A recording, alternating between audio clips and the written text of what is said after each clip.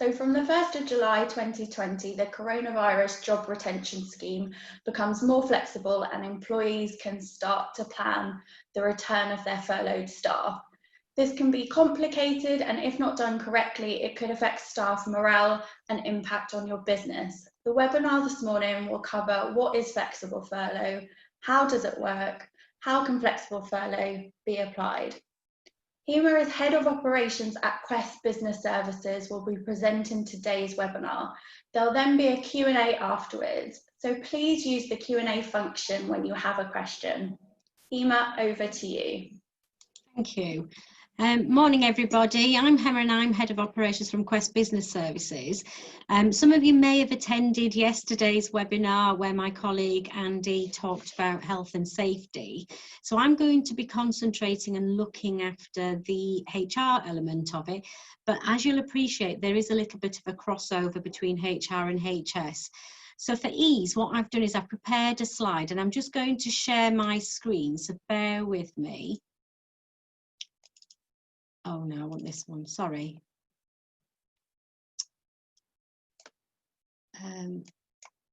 Okay, so what are the HR challenges? So one of the biggest issues that we're finding with a lot of clients is who do they bring back, when and how? Lots of organisations are ready or have already returned to work, and they're looking at what their needs are. And I think that's the key thing, is what's the law, what is the guideline from the government, etc. Who do I need to bring back because this is what I need the work to be done? And how should they come back? Because remember, you've got to ensure that the safeguarding rules and COVID secure is all in place. You don't have to bring all your staff back in one go. You can bring them back in stages, and you've also, I would recommend that you look to think about what will that look like. So do I need to change the shift patterns, the hours of work? Does the office need to be kept a little bit more open longer? Lots of different things. It's almost like you've got to think out of the box, break the rule book as was before March of this year and start yet again. You must ensure that you follow employment law, direction and guidelines. And let me explain a little bit about that. Before COVID, we had a whole stream of employment law legislation, and we've got to remember that hasn't gone away. The furlough, the job retention scheme, the health and safety rules, etc., all these different things that have come in since March as a result of this crisis. Those legislations, or that legislation, as well as the guidelines, that sits on top and alongside the existing law. So in terms of key things, so for example, furlough is the big direction that we've got. That applies. If, however, what you're wanting to understand or the process that you're wanting to follow doesn't come within that category, then you have to revert back to employment law. And you have to remember that there are three things here. One is we've got normal employment law, which is legal and that's binding. We've got direction, which the government have been issuing, which is again another piece of legislation. And then we've got guidelines. Guidelines actually just give you detail what is in law. If the guidelines don't give you the answer, or if the guidelines say one thing but the law says another, you've got to ensure you follow the law. We have in the past had situations where the guidelines and the direction didn't quite match, and there was an awful lot of uncertainty and an awful lot of confusion, and some of the areas were things like holiday, sick pay, etc. And then we got further guidance. But in each of those cases, we had to then go back to the law and make sure we follow that, because ultimately you don't want to be in breach of a statutory right. We need to make sure, one of the other things is that there is an open dialogue with all employees affected. And you've got to also remember, this doesn't affect just those that are on furlough or those that are working, it affects everybody. And in one way or another, everyone will have been affected. So we've got a duty of care for all our employees. I was absolutely shocked when I spoke to a line manager earlier this week, and this is genuine. He has a member of staff who is on furlough and has been since the 1st of April. We are now in July and he hasn't even made one contact with her, and he couldn't understand what the purpose of that would have been. And for me as a HR individual, but also as a line manager, as a human being, I just think that that was the right thing to do. It's not just a duty of care because that's what the law tells you to do. I think as an individual, these are your colleagues, these are people you work with. It's a matter of respect and mutual working relationship. So I think it's very important for an open dialogue and an honest dialogue as well.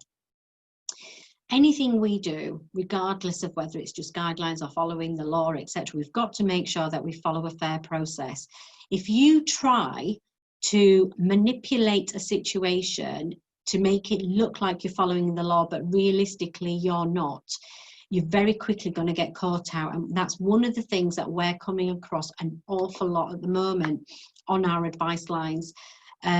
Clients take the advice, they don't follow it. And the world of as it is now, there's an awful lot of information out there, so there is an awful lot of people challenging, and the person gets into an awful lot of trouble. We assume and we are expecting tribunals to be a little bit more lenient on both parties. However, if the tribunals do see a blatant deliberate act to refute the law, then they definitely will come down heavy on these companies. So you need to be very, very careful. And you need to make sure that you're compliant throughout whilst you're doing everything. One of the other things that's been in place right from the onset is anything you agree, and you should be doing this anyway as part of normal practice, is you need to make sure you've got written agreements. Now, there was an awful lot of confusion when furlough first came in about need to have a written agreement and the individual must have signed it and returned it before they went on furlough, and can you do it retrospectively, can you not, and da-da-da. And this was a classic case of the direction saying one thing and the guidelines saying another. We then got clarity from HMRC, but also the government, that no, you don't need the individual to put it in writing as long as there has been a verbal agreement, and then the letter or the written agreement is a confirmation of what's been agreed. So that should be fine. You must keep all your records for 5 years. HMRC have said right from the beginning that they will audit companies randomly, or where there is an issue or there's been a whistleblowing situation. And I genuinely believe that they will do that. 5 years, and if you flouted the rules in any way, shape or form, they will come down on you heavily, because ultimately the money that they've used for these grants, etc., has come from somewhere, and they're not going to want to give it out just for the sake of it. The other thing that you need to be thinking about, and this is something that's quite relevant, and it's affected us at Quest ourselves, because the local lockdowns, yes, there's an awful lot of freedom that's coming out now, and things are easing and starting to become normal. So from tomorrow, the pubs open, I think hairdressers can open, etc., etc. However, as you're probably all aware, Leicester has been named and shamed quite heavily this week in the news, because we're in a further local lockdown. Nobody's to blame. It is happening, and it has happened, and we need to live with it. But one of the things that we realised is companies need to be prepared for any changes, any sudden amendments or further lockdowns. So it's very much going to be up and down for the next few months until things start to actually peter out and steady down. So be prepared for the unexpected at very short notice. You also need to think about redundancies, if that's going to apply for you. Now, it might not apply in all cases, but for a lot of organisations, it is a very real threat to them. You just need to be thinking about, what do I do? How do I do this? What's the law and what's the process? This is one of the key areas that we're finding an awful lot of companies have fallen foul of the law and the process. Because a member of staff is on furlough doesn't mean that you don't have to follow the right redundancy procedure. If anything, you have to make sure it's even more squeaky clean. So please, please, please do ensure that you follow that process and take advice first. And use the website. There's an awful lot of information on the website, along with all the template letters that you need. So please do use that. The information is there for you to use. So quick rundown from the changes of the furlough scheme, and I'm sure you're all aware of this because it's been in place almost a month now. So the first thing is 10th of June, the last day employers were able to put people on furlough for the first time, okay? However, employees returning from maternity, paternity, shared parental leave, etc., they were exempt, and you can actually still put them on furlough if they're coming back from maternity leave. There are a few key criteria. One, as a company, you must have put at least one person on furlough previously. And the employees' maternity, etc., must have commenced before the 10th of June, and they are returning after the 10th of June. We've heard of situations where individuals are on maternity leave and they want to take advantage of the furlough scheme, and so they want to be taken off maternity and put on furlough. I think that's an abuse of the system because, one, the person has already agreed how long they're going to be away from maternity leave. And if HMRC find out that you've manipulated the situation, not you, or the individual, or both of you have manipulated the situation to benefit yourselves so that you get the furlough grant, I think that they are likely to then request that money back. The third part of this is where an employee comes off maternity leave and goes on to furlough, she no longer has the maternity rules rights, which is something that I don't think an awful lot of maternity people are considering at this moment in time, and they really do need to think about these things.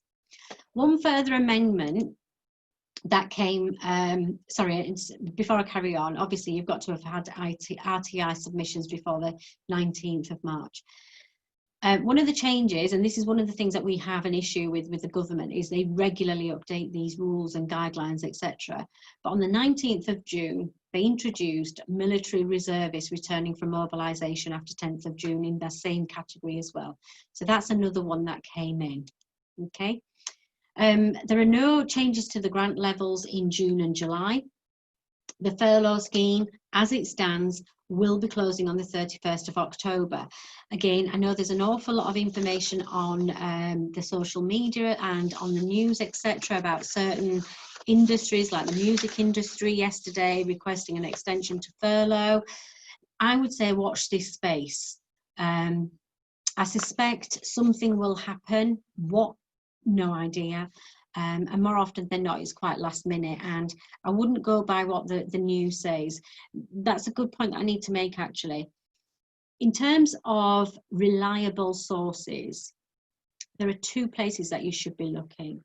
The Gov website or the HMRC website is your first point of call. The third point of call, I would suggest that you refer to the website that we've got through the Chamber. ACAS is a very good source as well. That's very helpful. I would avoid news articles, other legal firms, etc., because this is an interpretation, and we've already had one example coming back to the 10th of June cutoff, where a legal firm, a very reputable legal firm, had published an article and the information was actually incorrect because it was a misinterpretation of what the rules were. And an awful lot of people got stuck by that. So stick with reliable sources, don't just go to anyone. Flexible furlough. So what that basically means is employees can work part of the week and be furloughed for the remainder of the week. The rules are very clear as to what the payments are to be made by the company via the furlough scheme, and only today, there are already some furlough letters on the website that you can access, but only this morning I've submitted some further revised letters which will be uploaded on the website very, very soon. They're only slight amendments, so if you needed to use it today, it'd be perfectly fine for you to use it. But the key thing is the furlough payment is still only going to be the 80% rule, the maximum. It's not going to be 100%. So, but individuals need to be aware of it, and you need to communicate that information to the individuals. We're speaking to Philippa and Kayleen earlier. I did explain that I'm no mathematician, I'm no accountant, I'm no tax person. So calculations for the flexible furlough scheme are incredibly complicated, but the Gov website have actually got lots of different examples, and you can seek advice through the tax helpline. They will guide you as well. If you do flexibly furlough employees, again, you will need a new written agreement which confirms the new furlough arrangement. What I would suggest again is you have the conversation first and then you put that in writing. And again, there is a letter on the website that you can use for that. You don't have to do flexible furlough. You can actually keep someone on full furlough for as long as you feel is necessary. That's not a problem. Okay, further changes. So from the 1st of July, that's where the flexible furlough starts. Flexible furlough arrangements can last for any amount of time, but must be for a minimum of 7 calendar days at any one time. So previously you had the 3-week rule, so the 21 days. Now it has changed to 7 days. From the 1st of August, in fact, I'm going to run through, bring all these up, because from the 1st of August, this is where a lot of smaller organisations in particular are going to be affected and impacted by the changes on the furlough scheme. So from the 1st of August, the employer will need to start paying the employer's NI and pension contributions. From the 1st of September, you will still have to make those NI and pension contributions, but you'll also have to start making a contribution towards a furlough payment because the government will only pay 70%. And then in October, that payment contribution reduces down to 60% from the government, and you would need to top up to the 80%. So as you can see, there will be a financial impact on many businesses. And as a result of that, a lot of organisations have started to make some decisions now. And this week has become incredibly busy because a lot of organisations are wanting to make decisions as soon as possible so that they can take advantage of the furlough payments where possible. Okay, so a couple of things that you need to think about when you're ending the furlough period is employers should regularly review the furlough agreements and decide who to bring back, when and how. Okay, things that you should consider: which roles and skills are needed in the workplace? Should all furlough staff come back at the same time? And do some staff have to remain on furlough, especially those that are caring for someone else, shielding, etc. Or in our situation here in Leicester, you may be an organisation that is based in some of the boundaries around Leicester, so the Leicestershire area. Your organisation isn't impacted by the Leicester lockdown, but then some of your staff might be impacted because they live in that area. So it's something that you're going to have to be very careful about and talk to your staff. I know in Leicester an awful lot of schools have been impacted, especially as some staff live in the boundary area and they work outside. So it's been incredibly hard here. It's been a huge lesson, a learning this week, I can assure you. There is no minimum notice period that you need to give to employees when you want to bring them back from furlough, etc. However, you should think about these things, and I'm sure this is all very common sense to you, but sometimes it helps just to sort of spell it out a little bit. Talk to the staff about your plans to end furlough as soon as possible. There is absolutely nothing stopping you from keeping in touch with your staff and giving them regular updates and just catching up with them to check that they're okay. And as part of that, you could be having a conversation about what the plans are in the workplace. That is not seen as work, and that is not seen as generating revenue. So you're not in breach of the furlough rules there. You need to encourage staff to actually raise any concerns or problems about returning to work. Granted, I will accept that there will be those that will try it on, but it's for us as an organisation to be able to wheel those out and deal with them separately. But the vast majority will be genuine, open and transparent, and that's important for us to have that open dialogue with them. We do need to listen and we do need to consider their comments and ideas. We're finding that an awful lot of organisations have got a plan of action, they've thought about it, they're ready to go. And then once they start talking to their staff actually come forward with a suggestion, and you think, do you know what? That saves jobs. And I'll give you an example. A large corporate, JCB, they put 750 people in a particular area at risk of redundancies. Now, through negotiation with the individuals and their trade unions, they've actually been able to save those jobs for at least a further 12 months. There will be flexible working, there will be changes to their terms, I'm sure, you know, there'll be loads of different changes, but that just proves the power of dialogue and working together. That safeguarded the company, and it safeguarded an awful lot of jobs and eased a lot of pressure from a lot of people. So there are things there to be learned. To end the furlough, employers should give staff written notice in writing. But as I've said before, have the dialogue first and then put it in writing. Moving on to holidays, I know there's an awful lot of information, so we can talk in more detail later. But there's a couple of confusions in terms of holidays. So carrying leave forward, how the new legislation will work. Basically, it was introduced to ensure that businesses can respond to the coronavirus pandemic and protect workers from losing their holidays, okay? The statutory holiday. It enables workers to carry their holiday forward where the impact of coronavirus has meant that they've not been able to take that leave. The maximum will be 4 weeks that can be carried forward from 1 year to the following next 2 years.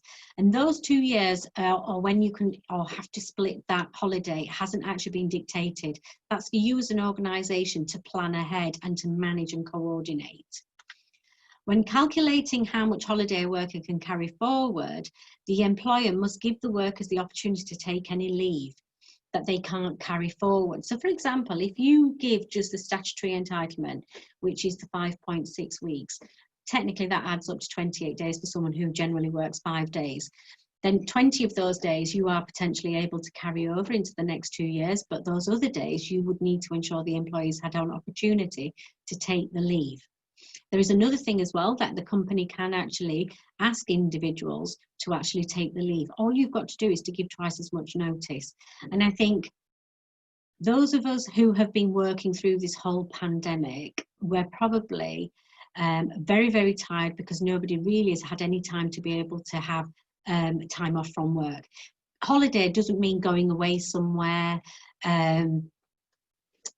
you know, abroad or anything like that. That's not what it means. The law actually stipulates it's time away from work to rest and recuperate. So you could be doing anything. You could go rock climbing, I don't know.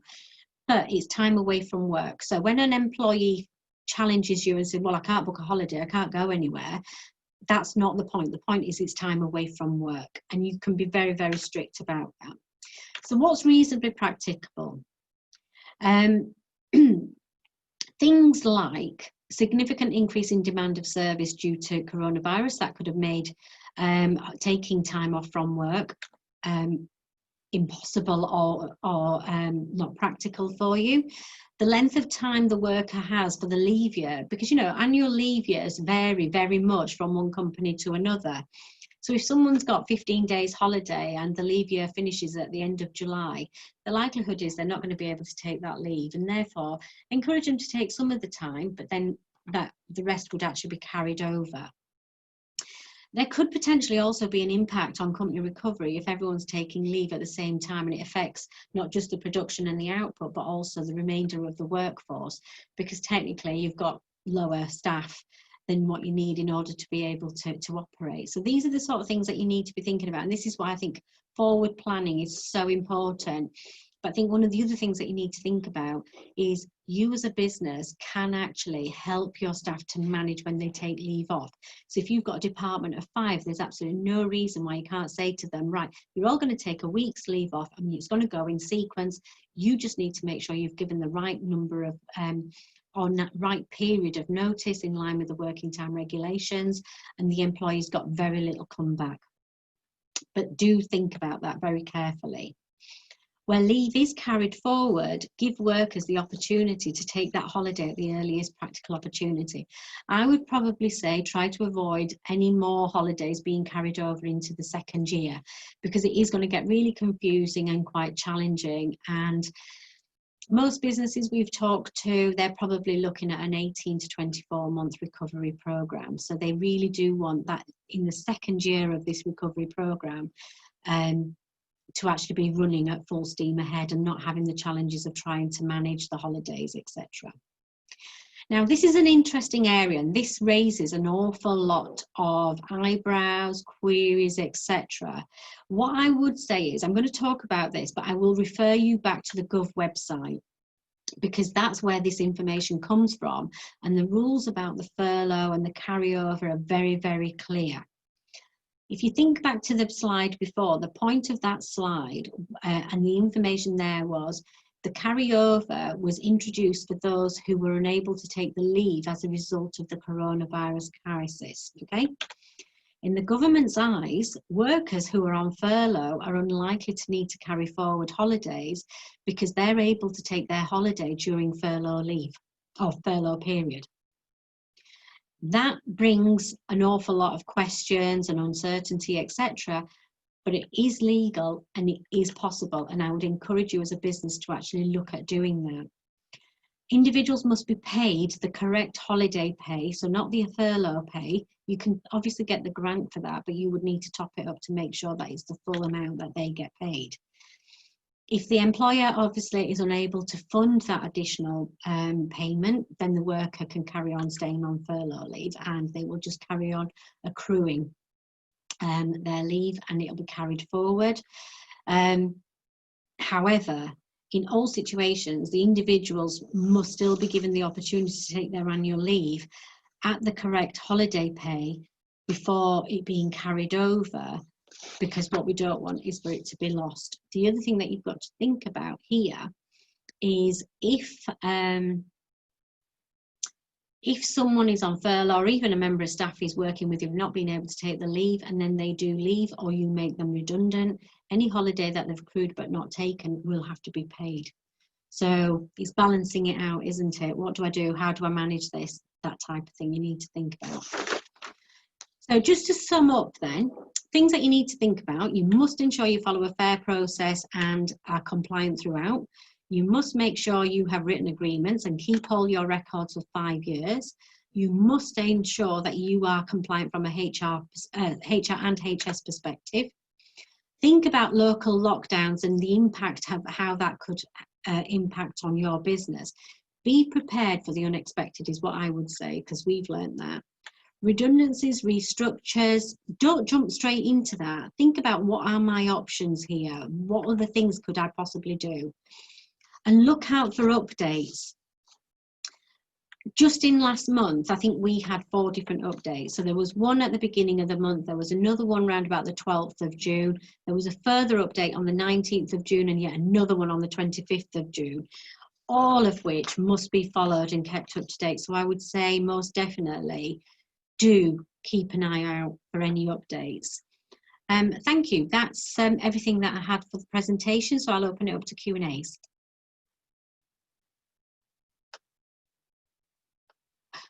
You're on mute. Thank you so much. That's all right. I haven't done that yet. So yeah, thank you. We've got a few questions that have come in. So here's the first one. In the event that someone is made redundant, can they serve their notice while still on furlough? Yes, most definitely. The only thing that you need to do is, one, you need to make it clear to them that they're working their notice, but they will remain on furlough for that period, and make sure that their termination date is at the end of that notice period. But you as a business will need to top up any furlough payment to make sure they get 100% of pay. And remember, holidays accrue to the end as well. Perfect. So we now have, can we say this to all furloughed in our update email? Employers do not need to move all their fully furloughed staff to the flexible furlough scheme. Therefore, the decision behind which fully furloughed staff will be moving to the flexible furlough scheme will be a business and operational one, depending on the needs of the organisation. Is this okay? Let me double check, let me read it. Sorry. No, that's all right, I can see it here. Bear with me, Hina. Employers do not need to move all their fully furloughed staff to the flexible furlough. Yes, therefore the decision behind which fully furloughed staff will be moving to flexible. Yes, most definitely. Yeah, the only thing that I would say, and this goes to anything that we do, and this is again normal law, is think about the potential of discrimination, whether it be direct or indirect discrimination. But other than that, most definitely you can do what you've said there. Perfect, thank you. So we've now got, what is the current situation regarding annual and furloughed workers? Can an employer still holiday pay from the grant and top up to 100%? Yes. So if someone's on furlough, they use the furlough grant to, the 80% as it is right now, and then you top that up. But remember that the individual needs to be aware that this is part of their holiday leave, etc., and you've gone through the right process to request and authorise the leave. Thank you. Don't forget, if anyone else has got any questions, please populate the Q&A. So the next one, we are bringing back an employee out of furlough. So we are ending their furlough period. In their return to work letter, do we have to say that according to the needs of the business, if we have to place you on fully or flexible furlough, we will seek your agreement beforehand? Is it okay to say this in the letter, or it's not needed? There's absolutely no reason why you wouldn't put it in there. I think what you would do is part of the dialogue before you send the letter, you should talk about what the plans are, and be honest. Quite often it's about trial and error and seeing how the work comes in, etc. But be honest with them at that point and say, look, right now we're in a positive place, we can bring you back from furlough. However, we're constantly reviewing things and we may have no alternative but to possibly talk to you about flexible furlough or putting you back on furlough. And then you write that in the letter, because the letter really sums up what's already been agreed. Thank you. So the next one, am I understanding this correctly? With the holiday that has accrued over the period, I understand we encourage staff to take holiday. We can carry up to 2 weeks over to the next year, and there is an option to pay the employers for this holiday instead if they should wish. I can't see the question, unfortunately. It's from Paula. No, I can only see. Can you see it now? No, unfortunately, the last one I can see was at 10:15 from Cal. Can you just repeat the question? Yeah, sorry. That's right. Am I understanding this correctly? With the holiday that has accrued over the period, I understand we encourage staff to take holiday. We can carry up to 2 weeks over to the next year, and there is an option to pay the employers for this holiday instead if they should wish. No, that's not right at all. So let's go back to law. So what I said earlier, always go back to basics, look at the law, the working time regulations, the statutory entitlement, other than in cases where someone leaves the business and you're then paying lieu of holiday that they've accrued but untaken, no other statutory leave can just be paid in lieu. You either take it or you lose it. So the rules at this moment in time are, someone who's on furlough can take holiday, and you would deduct it from their holiday leave and you make sure that you pay them 100% for that holiday. Or someone who's working, they take their holiday as normal as well.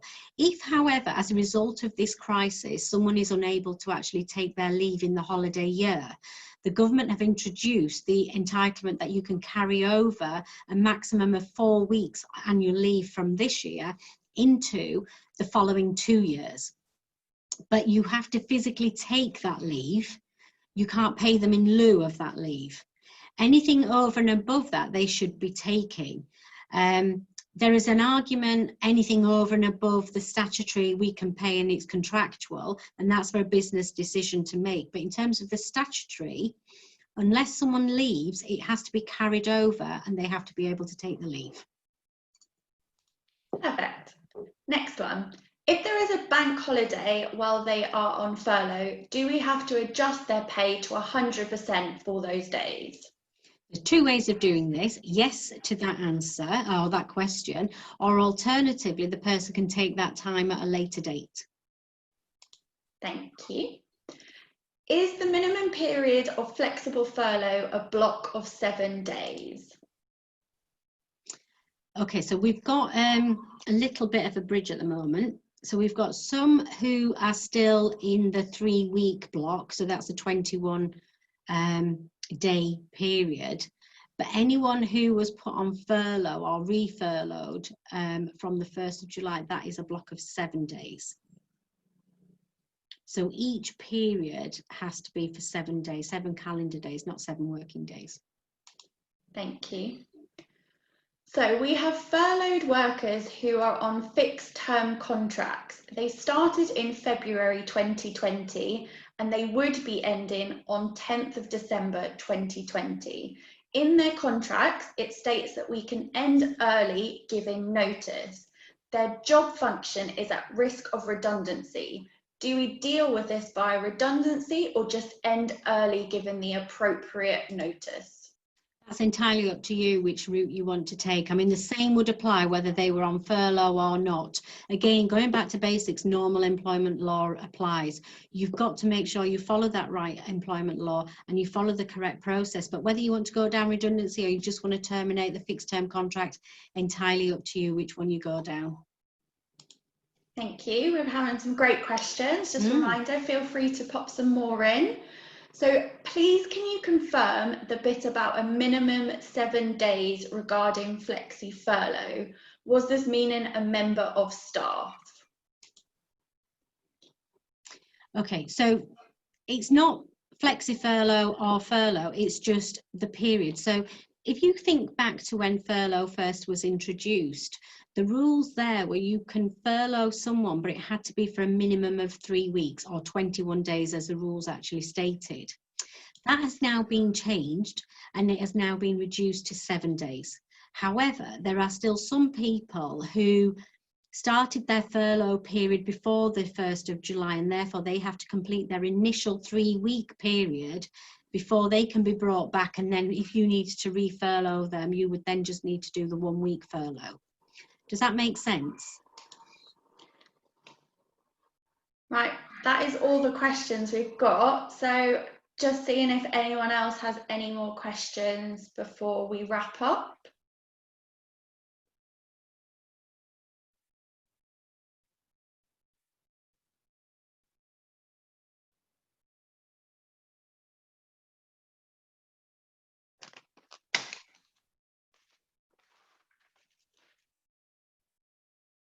Oh.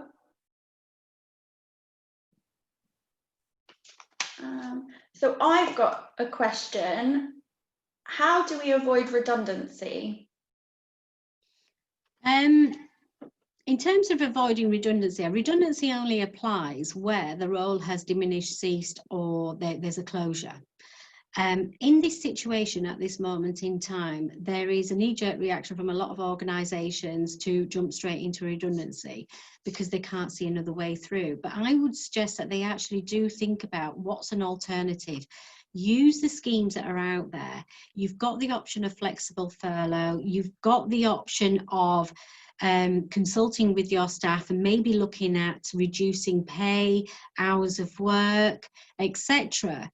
I think at this moment in time, it's very true that there's an awful lot of people losing their jobs and there's not an awful lot of jobs out there to replace them.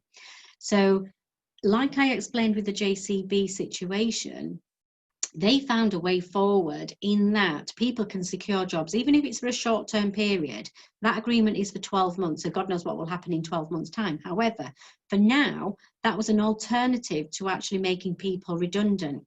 What you might find is an awful lot more people are more than happy to take a pay reduction or to reduce their hours or to take just a pay cut, etc., in order to avoid redundancies. And also the other thing that you've got to think about is as you rebuild, you're going to need your skilled and experienced staff. And staff really are the backbone of your business. So you do need to think about that. So talk to your staff, think outside the box. Look at what other organisations are doing and see if you can actually adapt that or apply that a little bit and, you know, bring it into your organisation, and come and speak to the advice line because they might be able to give you some ideas of what they've experienced through other companies that are ringing us, etc. But there's an awful lot that we can do before you can jump straight into redundancy if that's something that you definitely want to avoid. Thank you. If furlough's part-time, is there a minimum period of that too? The flexible furlough, whether it's full-time, part-time, flexible, the rules are the same. It's either the 3-week rule if that's depending on when it started, or it's the 7-day period. Thank you. So we have seasonal contracts in place which start in February and end in December. We have some employees who may be approaching 4 years on these types of contracts. Should we consider them as a continuous 4-year service when conducting redundancy? Well, that's not furlough related. Sorry, I just spilled my coffee. Yes, if that's been a continuous contract, now you would need to get that checked in terms of what the relationship is, how that's been managed, etc. But if there's been a continuous contract and there's been no break in service, etc., and the relationship you can show has been guaranteed and committed, etc., then the likelihood is that will be 4-year service. But for that sort of question, I would certainly say to you, you need to speak to the advice line and double check that. Thank you. And then there has been a break. Oh, she's just replied and said there has been a break of 6 weeks each year for 4 years. Yeah, I still would say we need to really have a further conversation with that. It's not a simple yes, no answer.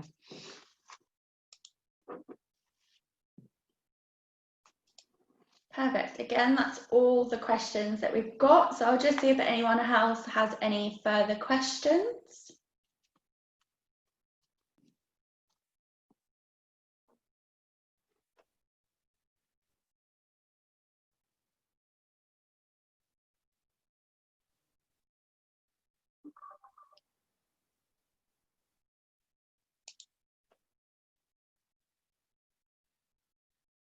Perfect. I think we've answered everything. So thank you so much for attending. As previously mentioned, I've put the link into the chat functions for the other webinars that we're doing.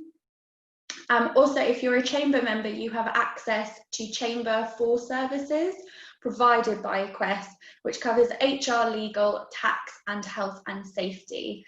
The advice line is available on 01455 852 037. I'll send you the details after the webinar. Also, if you're happy, are we okay to share the slides with everyone? Yeah, sure, that's fine. Perfect, so I'll email that out to everyone as well. So yeah, thank you. Oh, there's another question coming. Let's have a look.